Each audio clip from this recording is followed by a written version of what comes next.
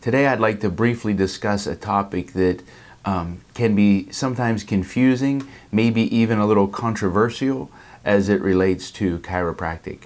And that is why we recommend multiple visits. And I can understand to a degree where that confusion comes from, and that's why I'd like to discuss it. So an analogy that I might like to use in order to help us understand this concept a little bit better is, let's take, for example, if we got a bad bacterial infection and we go to the doctor and we're certain that it's a bacterial infection and you need an antibiotic. So the doctor's going to prescribe that antibiotic and you're going to take that pill. But the doctor's not just going to give you one pill. I mean, if an antibiotic kills the bacteria, why don't we just take one pill? That pill goes into our body, it kills what needs to be killed, and we're better. But we all realize that it doesn't work like that.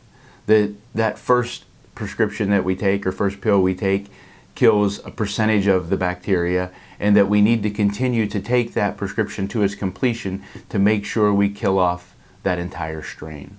In a lot of ways, that's exactly what's happening with chiropractic. At times we can think that there's a bone out of place, that the chiropractor puts the bone back in place, and that it should just stay there, and that fixes the problem.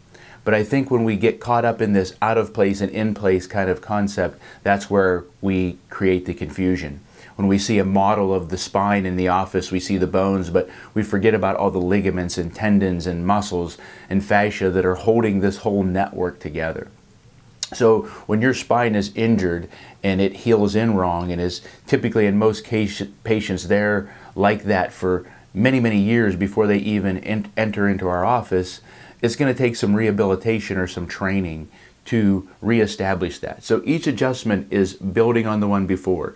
Just like each time you take your prescription, it's helping to prepare for the next one until all the strains of bacteria that are offending the body or interfering are eliminated. So each adjustment is building on the one before and making more and more correction.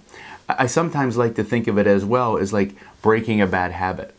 You know, for some people it may be, maybe you change things around in your kitchen and moves where you keep your pots and your pans, or maybe in the garage you moved where you keep certain tools to reorganize things a little bit. But then you find yourself going back to the old drawer looking for the pots and pans in that old drawer, and you're like, man, I know I changed where these are at. Why do I keep going over there? Because you have a habit. You've neurologically in your brain and in your nervous system ingrained this pathway that says the pots and pans are over there. And until you create a new pathway and you do it enough times and remember that, oh, that's right, I moved them over to this drawer, you keep catching yourself going back to that same spot.